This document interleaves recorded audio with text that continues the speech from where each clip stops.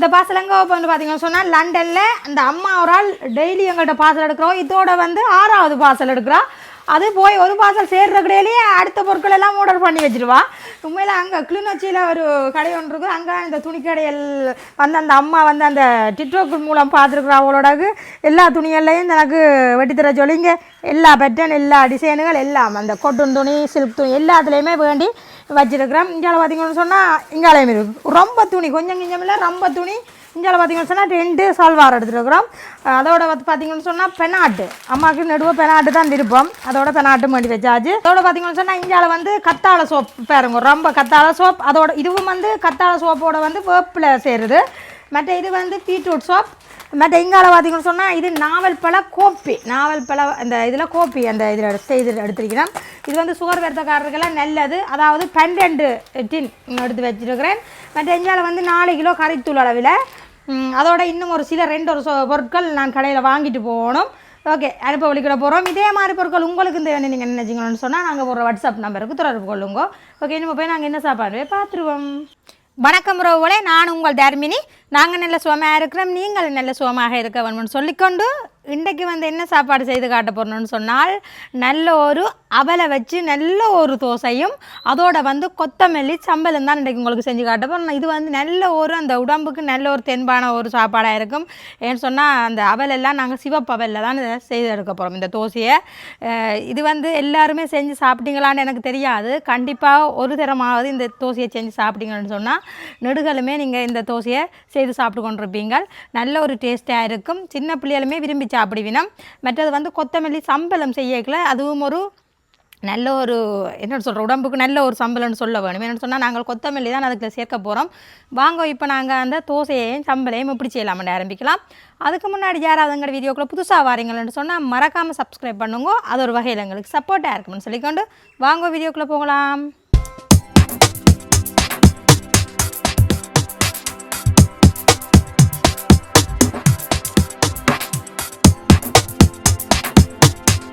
இப்போ நாங்கள் தேவையான பொருட்களை பார்ப்போம். உளுந்து எடுத்துருக்கிறேன். அந்த கப் கணக்கில் நீங்கள் இந்த சுண்டு கணக்கில் எடுப்பீங்களானே அந்த கப் கணக்கில் 1 கப் கருப்பு உளுந்து எடுத்து நல்லபடியாக நீட்டாக 2 மணி நேரமாக ஊற வச்சு கழுவி எடுத்து வச்சுருக்கிறேன். பாருங்க அது சில கருப்பு கோதா இதில் தெரியுது அது 1-2. அடுத்து எஞ்சால் பார்த்தீங்கன்னு சொன்னால் முக்கியமாக அவல் சிவப்பு அவல் இந்த மாதிரி சிவப்பு அவல் எடுத்துருக்கிறேன். மற்றது இஞ்சால் வந்து பாஸ்மதி சோறு. நீங்கள் வெள்ளை சோறு எதுவும் இருந்தாலும் ஓகே, ஆனால் பாஸ்மதி சோறு தான் இந்த தோசைக்கு நல்லா இருக்கும். அதோட இது வெந்தய பொடி எடுத்துருக்கிறேன் தேவையான அளவு. மற்ற உப்பு இவ்வளவு தான் எங்களுக்கு தேவையான பொருட்கள்.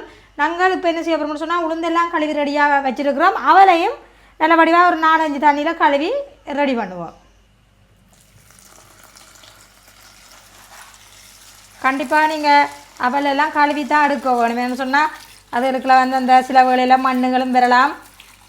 நீட்டாக அந்த சேரல் பிடியெல்லாம் கொஞ்சம் போக மட்டும் நீட்டாக கழுவி நாங்கள் எடுப்போம். முதல்ல நாங்கள் இப்படி கையால் வடிச்செடுப்போம். பிறகு வந்து நாங்கள் அந்த கிளஞ்சு அள்ளி எடுப்போம். பார்த்தீங்களா எப்படி அந்த சேரல் பிடியாக கிடக்குன்னு சொல்லி அதே மாதிரி திருப்பியும் ஒரு 3 தண்ணியில் கழுவி எடுப்போம். இப்போ பாருங்க நாங்கள் 4-5 தண்ணியில் கழுவி அவளை எடுத்தும் அவள் வந்து நல்ல வடிவங்களுக்கு அந்த ஊறி வந்துட்டுது. இனிமே வந்து நாங்கள் இந்த தண்ணியை பாருங்கள் இப்போ வந்து எங்களுக்கு கலர் மாதிரி வெள்ளை தண்ணியாக வந்துட்டுது. இனிமே வந்து நாங்கள் புளிஞ்செடுப்போம். இதால் தண்ணியை விட்டு புளிஞ்செடுப்போம்.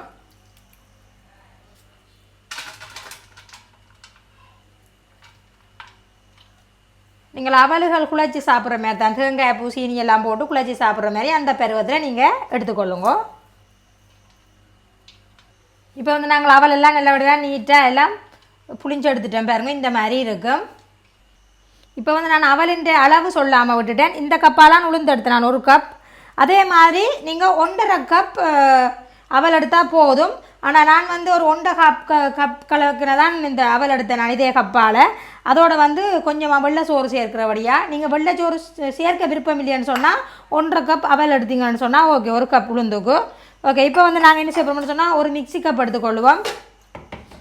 இப்போ வந்து நாங்கள் உளுந்தை கொஞ்சமாக போட்டு அவளையும் சேர்த்து சோறு கொஞ்சம் போட்டு நல்லபடியாக அடிச்செடுப்போம். அளவளவாக 2 தரம் அடிக்கலாம். முதல்ல உளுந்து போட்டுட்டேன். நல்ல வெள்ளை உளுந்தாக எடுத்துக்கொள்ளுங்க. மற்ற அவலையும் அளவாக போடுவோம். அதே மாதிரி சோறுலையும் அளவாகவும் போடலாம், அப்படியே நீங்கள் சேர்த்து அடிக்கலாம். நம்ம இன்னும் ஒருக்கா அடிக்க கிடக்க அதோட சேர்த்து இந்த மிச்ச சோறை போட்டு அடிப்போம். அதோடு பார்த்திங்கன்னு சொன்னால் வெந்தயம் எடுத்துருக்கிறேன், அளவுக்கு ஏற்ற மாதிரி நீங்கள் வெந்தயம் சேர்த்துக்கொள்ளலாம். இப்போ வந்து நாங்கள் தண்ணி ஊற்றுவோம். நீங்கள் தோசைமா எல்லாருக்கும் அடிக்க தெரியுதுன்னா அந்த மாதிரிக்கு நீங்கள் அடித்து எடுத்துக்கொள்ளுங்க. இதுக்கு நாங்கள் ஒன்றுமே கலக்க போகிறதில்ல, பார்த்து நீங்கள் தண்ணியை ஊற்றி அடித்துக்கொள்ளலாம்.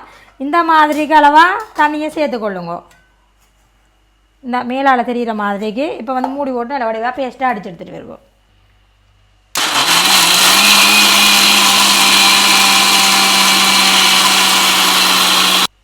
இப்போ வந்து நாங்கள் நல்ல வடிவாக அடித்து எடுத்துகிட்டு வந்துட்டோம். பார்த்திங்கன்னு சொன்னால் நல்ல பேஸ்ட்டாக இருக்க வேணும். அரைச்சிட்டு வந்து பார்த்திங்கன்னு சொன்னால் இந்த மாதிரி இருக்க வேணும், நல்ல பேஸ்ட்டாக அடிச்செடுக்க வேணும். அதோடு பார்த்திங்கன்னு சொன்னால் இந்த அவலுக்கு வந்து தண்ணி சரியாக இழுக்கும். நீங்கள் தண்ணியை ஊற்றி இன்னும் ஒருக்கா வடிவ அடிச்சிடுங்க. நான் தண்ணியை ஊற்றி நான் காட்டின தண்ணியை நான் காணாமல் போயிட்டுது, தண்ணி திருப்பவும் நான் ஊற்றி தான் நல்ல வடியாக அடிச்செடுத்தேன் நான். அதே மாதிரி நாங்கள் மிச்ச உளுந்தவல் எல்லாத்தையும் அடிச்செடுக்கணும். அதோட அவல் அப்படியே சோறையும் போட்டு தண்ணியை ஊற்றி அடிச்செடுப்போம். இப்போ வந்து நாங்கள் எல்லாமே அடித்து எடுத்துகிட்டு வந்துட்டோம். இப்போ பார்த்திங்கன்னு சொன்னால் பதம் வந்து இந்த பதமாக இருக்கும். இப்போ கொஞ்சம் முறுக்கமாக இருக்கிற மாதிரி இருந்தால் நாங்கள் இப்போ என்ன செய்ய போகிறோம்னு பார்த்திங்கன்னு சொன்னால் இந்த மிக்ஸி கப்பு கழுவின தண்ணி கொஞ்சம் ஊற்றி வடிவாக கரைச்சி வைப்போம். அதோடு பார்த்திங்கன்னு சொன்னால் உப்பு நான் உப்பை போட போகிறேன். நீங்கள் பிறகு நீங்கள் புளிச்சு வந்த அப்புறம் உப்பு சேர்க்கலாம். நான் வந்து கையோடையே உப்பு சேர்க்க போகிறேன், அளவான உப்பு சேர்ப்போம்.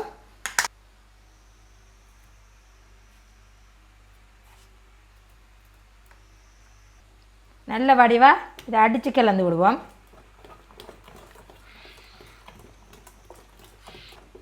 பாருங்க, இந்த மாதிரி நல்ல வடிவாக அடித்து கலந்து விடணும்.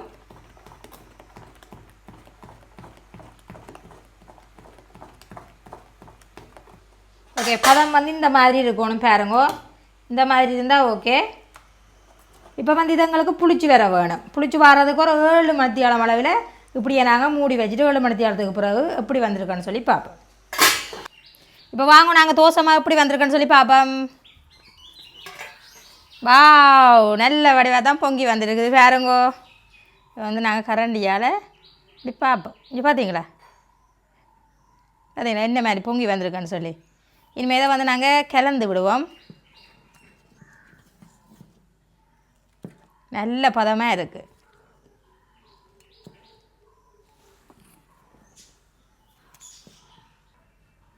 நீங்கள் புளிக்காமல் இருந்தால் இன்னும் கொஞ்சம் 2 மணித்தியாலும் கூடவும் வச்சு புளிக்க பண்ணலாம். பார்த்தீங்களா, நல்ல பவுல்ஸ் எல்லாம் விழுந்து நல்ல வடிவாக மாவு வந்துட்டு திருப்பவும் நாங்கள் இதை மூடி வச்சுட்டு நாங்கள் சம்பலை செய்ய ஆரம்பிப்போம். தண்ணி பதம் எல்லாம் எனக்கு சரியான பதமாக இருக்குது. இப்போ நாங்கள் முதல்ல கொத்தமல்லியை தான் வறுத்தெடுக்க போகிறோம். நல்ல கொத்தமல்லியாக எடுத்துக்கொள்ளுங்க, இந்த மாதிரி நல்ல முத்தாக நல்ல பொலிசிங்காக எடுத்துக்கொள்ளுங்க. ஒரு 2 பிடி கையளவில் நான் எடுத்துருக்கிறேன். இப்போ வந்து நாங்கள் அடுப்பில் வந்து வறுத்தெடுக்கணும். அடுப்பில் ஒரு சட்டியை வச்சுட்டு இப்போ இந்த கொத்தமல்லியை முதல்ல நல்ல வடிவாக வறுத்தெடுப்போம்.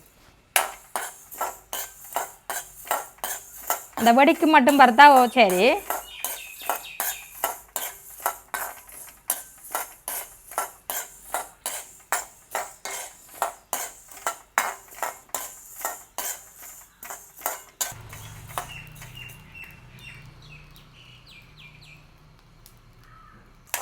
இப்போ பார்த்தீங்கன்னு சொன்னால் எங்களுக்கு இந்த இது வந்து என்ன பேரும் டக்குண்டு வராது, மல்லி வந்து வடிக்க ஆரம்பிச்சிட்டுது.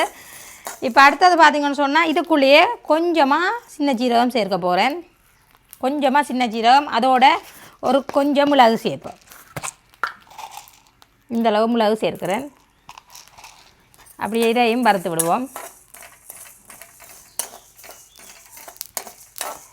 அப்படியே நாங்கள் ரக்கி எடுப்போம், கருவப்படக்கூடாது. இப்போ வந்து நாங்கள் வறுத்தெடுத்த மல்லியை வந்து நாங்கள் மிக்ஸி கப்பில் போட்டு நல்ல வடிவாக அடித்து எடுக்கணும். கொஞ்சம் நேரம் ஆற வச்சேன் நான். இப்போ வந்து நல்ல வடிவாக அடித்து எடுத்துகிட்டு வருவோம். இப்போ வந்து நாங்கள் மல்லியெல்லாம் அடித்து எடுத்துகிட்டு வந்துட்டோம் பாருங்கோ. இந்த மாதிரி நல்ல பவுடராக அடித்து எடுத்தால் போதும். இந்த மல்லி வந்து வறுவட்டால் தான் அடிபடும். பார்த்தீங்களா, நல்ல வாசமாக இருக்குது. இப்போ அடுத்தது வந்து நான் உரல் ஒன்று எடுத்துக்கொள்கிறேன். அதில் வந்து கொஞ்சம் வெங்காயம் முதல்ல வெட்டி போடுவோம். சொன்னால் நான் இடிச்சு எடுக்க போகிறேன். நீங்கள் மிக்சியில் வேண்டாம் அடிச்சும் எடுக்கலாம் சம்பலை. ஆனால் இடிச்சு எடுத்தால் நல்ல டேஸ்ட்டாக இருக்கும். இப்போ வந்து நாங்கள் வெங்காயம் பட்டியாச்சு. அளவான உப்பு சேர்ப்போம். கொஞ்சமாக கருவேப்பமில்லை, அதோட 3 பல்லு உள்ளி பூடு எடுத்துருக்கிறேன். அப்படியே சேர்த்து டிப்போம்.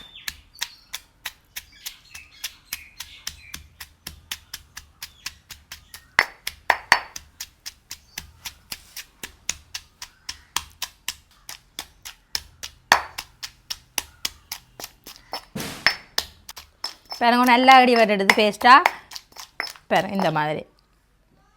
அடுத்ததாக வந்து பார்த்திங்கன்னு சொன்னால் இந்த கட்டர் தூள் அது வந்து உங்களோட உரைப்புக்கு ஏற்ற மாதிரி சேர்ப்போம்.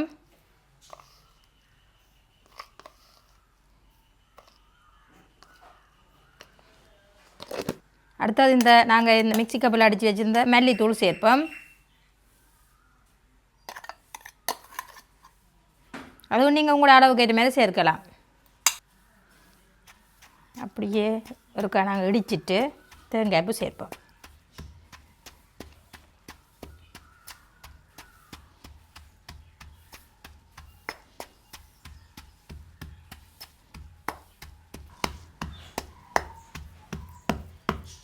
இப்போ வந்து நாங்கள் கொத்தமல்லி எல்லாம் சேர்த்து நல்ல வடிவாக அடித்து எடுத்தாச்சு. இந்த மாதிரி நம்ம வந்து நாங்கள் தேங்காய்ப்பு சேர்த்துக்கொள்வோம். அது அந்த கொத்தமல்லி போட்ட அப்புறம் எங்களுக்கு அந்த கலர் தெரியாது, உரைப்பு ஆனால் உரைப்பு இருக்கும். இப்போ வந்து அளவாக நாங்கள் தேங்காய்ப்பு சேர்ப்போம். அளவாக போட்டு பிடிச்சு கொள்வோம்.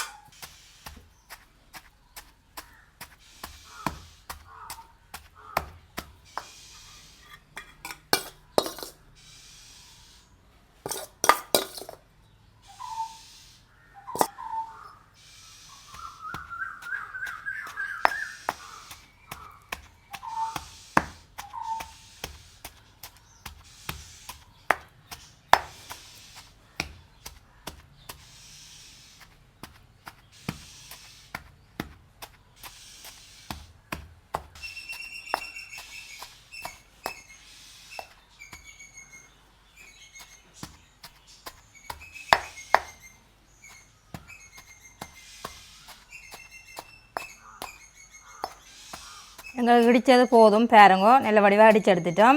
இப்போ வந்து நாங்கள் இதை அள்ளி எடுக்கணும். அதுக்கு முன்னம் வந்து கொஞ்சமாக பழப்புளி சேர்ப்போம்.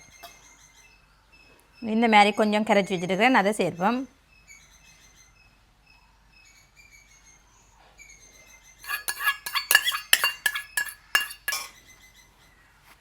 திருப்பவும் ஒரு 2-3 குத்திட்டு ரக்குவோம்.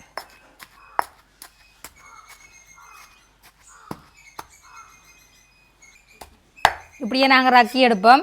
அப்படியே இப்போவே ஊற வலிக்கிட்டு என்னென்னு சொன்னால் அவ்வளோ ஒரு வாசமாக இருக்குது. அந்த கொத்தமல்லி போட்டது நல்ல ஒரு வாசமாக இருக்குது.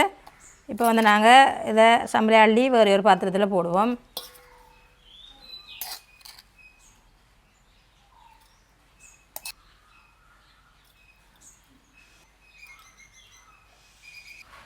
இப்போ எங்களுக்கு சம்பல் வந்து ரெடி ஆகிட்டுது. நாங்கள் இப்போ இதுக்கு வந்து ஒரு சின்ன ஒரு தாளிதம் போடணும். அடுப்பில் வந்து சட்டி கொண்டு வச்சுக்கொள்வோம். அதில் வந்து நான் நல்லெண்ணெய் தான் ஊற்றி தாளிக்க போகிறேன். நீங்கள் வந்து தேங்காய் எண்ணெயும் ஊற்றி தாளித்து கொள்ளலாம். கொஞ்சமாக நல்லெண்ணெய் சேர்ப்போம். இப்போ எங்களுக்கு எண்ணெய் வந்து கொதிச்சுட்டுது. எல்லாருமே கடுகு சீரகம் தான் முதல் போடுவோம். அது வந்து என்ன கருவக்கூடாது, அதனால் முதல்ல வெங்காயம் போடுவோம்.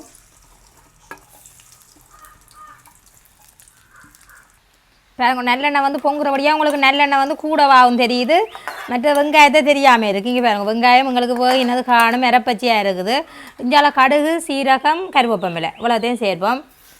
கருவேப்பமில்லை போட்டால் இன்னும் கூடுதலாக பொங்கும்னு சொல்லுவீனா, ஆனால் கருவேப்பமில்லை போட்டால் இந்த நல்ல இந்த நிறை வந்து அடங்குற மாதிரி இருக்குது. அடங்குதோ இல்லைன்னு சொன்னால் இன்னும் கொஞ்சம் கூட நிறைக்கிற மாதிரி கூட போதும். ஓகே, இந்த மாதிரிக்கு எங்களுக்கு ஓரளவுக்கு விளங்கும். ஆனால் இந்த சம்பலுக்கு வந்து நல்லெண்ணெயில் செய்தால் நல்லா இருக்கும். அடுத்த கொஞ்சம் கூடவும் நல்லெண்ணெய் சேர்த்தாலும் ஒன்றுமே செய்யாது. எங்களுக்கு இங்கே பாருங்க நல்ல வடிவாக போய் கொண்டு இருக்குது. இப்போ வந்து நாங்கள் அடுப்பை குறைக்கணும். குறைச்சிட்டு சம்பலை இதுக்குள்ளேயே சேர்ப்போம்.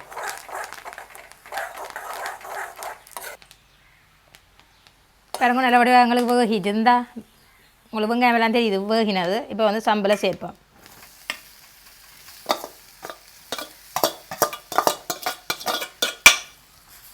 இப்போ நல்லெண்ணெய் எங்கானையில் உண்டை எங்கானையில் பாருங்க. உங்களுக்கு பார்த்தா கூட மாதிரி தெரிஞ்சிருக்கு நல்லெண்ணெய். இப்போ வந்து நல்லெண்ணெய் எங்கானையில் உண்டை எங்கானையில் இந்த பார்த்தீங்களா நல்ல பதத்தில் வந்திருக்கு. இப்படியே நாங்கள் அடுப்பில் வச்சுருக்க வேண்டாம், அப்படியே பிரட்டிட்டு இறக்குவோம். ஓகே, எங்களுக்கு சம்பல் ரெடி ஆகிட்டுது. ஓகே, நம்ம இறக்கி வைப்போம்.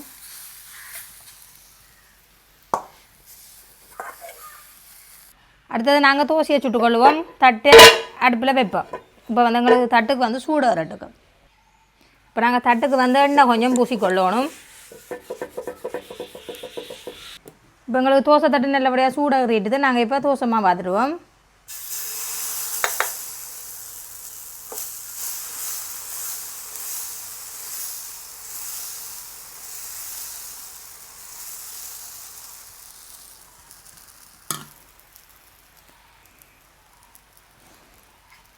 பாருங்க இப்படி வந்து பவுல்ஸ் உளுத்து வருதுன்னு சொல்லி இது கொஞ்சம் இந்த மாவு வந்து கொஞ்சம் அந்த தடிப்பாக தான் பார்க்கணும். என்ன சொன்னால் அந்த சொப்ட் கூட தானே, அதனால் கொஞ்சமாக தடிப்பாக தான் நீங்கள் பார்த்து எடுக்கணும். கொஞ்சமாக நல்லெண்ணெய் சேர்ப்போம்.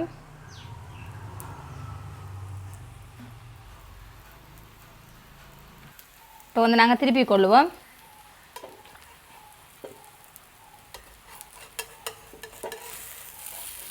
அவசரப்பட்டால் இப்போ வந்து மெல்லிய தோசை தானே.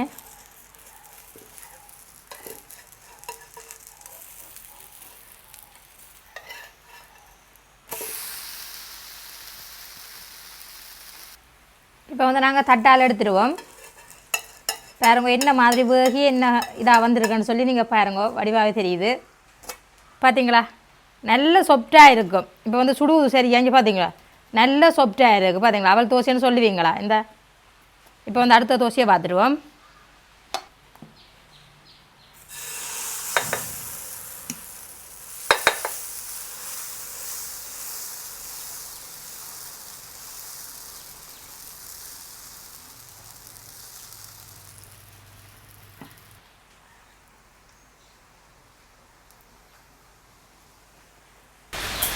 நாங்கள் திருப்பி கொள்வோம். மெதுவாக தான் நமக்கு விடுத்துட்டு போகணும்னு சொன்னால் மெல்லிசாக தானே இருக்கிறதுனால பிஞ்சு விடும்.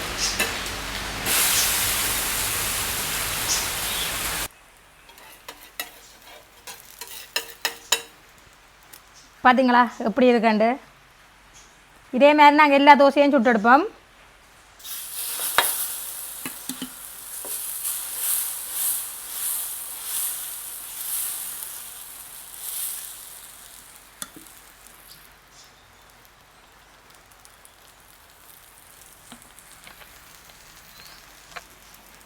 வாங்க நாங்கள் தோசையெல்லாம் சுட்டு ரெடியாகி கொண்டிருக்கிறோம். அதோட இஞ்சில் பார்த்தீங்கன்னு சொன்னால் மாவை பார்த்தீங்களா மா எல்லாம் காலி ஆகிடுது. இந்த வீடியோ எடுக்கிறாள் அப்படியே பஞ்சு கிட்ட போல கிடக்கு பஞ்சு போல கிடக்குன்னு சொல்லி எல்லாம் சாப்பிட்டு கொண்டு இருந்தால் அவ்வளோ நேரம். அதோட பார்த்தீங்கன்னு சொன்னால் இங்கே தோசையை பாருங்க நல்ல சொப்டாக வந்துருக்குது. பார்த்தீங்களா நல்ல முறமுறன்னு நல்ல சொப்டாகவும் வந்துருக்குது. இஞ்சால் பார்த்தீங்கன்னு சொன்னால் ஒன்று போய் கொண்டு இருக்குது. அதையும் திருப்பி விடுவோம்.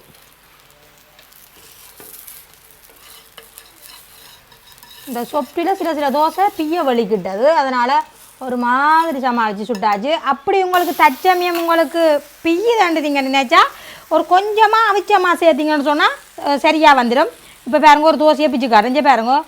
இங்கே தோசையை பாருங்க எப்படி சொப்டாக இருக்குன்னு இங்கே உங்களுக்கே பார்த்தா விளாங்க. அப்படி சொப்டாக இருக்குங்க, சும்மா தெண்டை வாழில் பிய்யுதுஞ்சே அப்படியே பிய்யுது. அப்படி இந்த அவல் தோசை அந்த மாதிரி ஒரு டேஸ்ட்டாக இருக்கும். இப்போ வந்து நாங்கள் என்ன செய்ய போகிறோம்னு சொன்னால் அதை சாப்பிட்டு பார்க்க போகிறேன். இப்போ வந்து இதை வந்து வேறு ஒரு பிளேட்டில் மாற்றுவோம். மாற்றிட்டு இந்த பிச்சை அதை எடுப்போம், அப்போ தான் சாப்பிடலாம். ஏற்கனவே நான் 2 தோசை சாப்பிட்டேன் முதல். இங்கே பார்த்தீங்களா கொத்தமல்லி சம்பல் அதோட இப்போ அந்த தோசையை தூக்கி இந்த சொப்டை பேர் உங்களுக்கே தெரியுது. அந்த சொப்டை இப்படியே சாப்பிடுவோம்.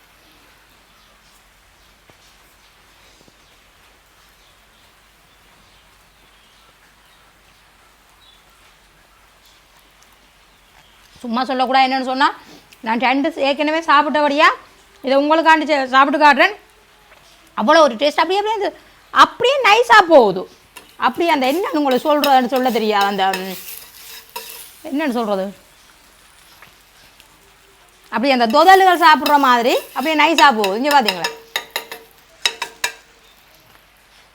தோசையை இதே மாதிரி மற்ற தோசையையும் பார்த்து விட்டோம்டா. பார்த்தீங்களா தோசை சுட்டால் இங்கே வந்து எல்லாம் சுட்டு முடியத்தான் சாப்பிடலாம். அவ்வளவு வேலை தோசைண்டா ஊற்றிய வேலை தான். தட்டையும் வந்து நாங்கள் சிலோவாக வச்சு சுடுவோம். அந்த தட்டுலேயும் அள்ளிடும். அடுத்தது கிணக்குவா பிறவாகவும் கூடாது. என்ன பிரச்சனைன்னு சொன்னால் அவ்வளவுமா செட்டியான சொப்டாக இருக்குது. ஓகே உறவுகளே, நீங்களும் இதே மாதிரி கண்டிப்பாக செய்து சாப்பிடணுன்றதுக்காக தான் சொல்லி காட்டியிருக்கிறேன். தச்சமயம் தட்டால் எடுபடாட்டா எந்த வித பிரச்சனையும் இல்லை. கொஞ்சமாக ஒரு கைப்பிடி அளவில் அவிச்ச கோதுமை போடுங்கோ, அது தண்டவாள் எடுபடும். அந்த திருப்பவும் பார்த்தீங்கன்னா அந்த கோதுமை போட்டாலும் அது சரியான சொப்டாக தான் இருக்கும். அப்படி ஒரு இதாக இருக்கும். எனக்கு வந்து சரியாக வந்திருக்குது. நான் உங்களுக்கு புதுசாக செஞ்ச மெதட்டை உங்களுக்கு சொல்லி காட்டியிருக்கிறேன். இல்லைன்னு சொன்னால் இதுக்குள்ள நீங்கள் அரிசி எதுவும் பச்சி அரைக்கிறனாலும் அரைக்கலாம். எதுவும் பச்சரிசியோ இல்லைன்னு சொன்னால் வெள்ளரிசியோ ஏதோ ஒன்று வச்சிங்கன்னு சொன்னால் நீங்கள் கோதுமாவும் சேர்க்க தேவையில்லை. அவ்வளோ ஒரு டேஸ்ட்டாக இருக்குது. பவுல்ஸ் எல்லாம் முழுகுது பாருங்க. கொஞ்சம் செல்ல பவுல்ஸ் எல்லாம் முழுகுது தோசை எழுஞ்சி பாருங்க. அப்படியே அருமையாக சொல்ல தெரியாத அருமையாக இருக்குது. ஓகே வீடியோ முடிச்சு கொள்ள போகிறேன். அந்த உள்ளியல் மிளகு சீரகங்கள் எல்லாம் சேர்ந்து விரைக்குள்ள சம்பல் அது ஒரு இன்னும் ஒரு டேஸ்ட் உண்டு. சிலது தோசை சரியாக வந்தா சம்பல் பிழைக்கும், சம்பல் சரியாக வந்தா தோசை பிழைக்கும். ரெண்டுமே கலக்கி அடிக்கல. என்னென்று நான் சொல்கிற டேஸ்ட்டுன்னு சொல்ல தெரியாமல் இருக்குது. அவ்வளோ ஒரு டேஸ்ட்டாக இருக்குது. ஓகே இங்கால வந்து தோசை மங்களுக்கு போய் கொண்டிருக்குது.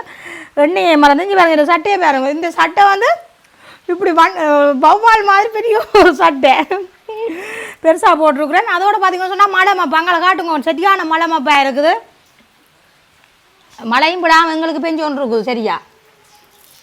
இப்போ வந்து நல்லெண்ணெய் மூத்தியாச்சு. அதுவும் ஒரு பக்கம் கேட்டுக்கு நாங்கள் வீடியோ முடிச்சு கொள்ள போகிறோம். முடிச்சுவிட்டு நான் ஏற்கனவே சாப்பிட்டேன். இனிமேல் மெட்ரா கடையெல்லாம் சாப்பாடு கொடுக்கணும். லைக் பண்ணி ஷேர் பண்ணி சப்போர்ட் பண்ணுறவங்களே இதே மாதிரி நல்ல வீடியோவில் சந்திக்கிறேன். பாய்.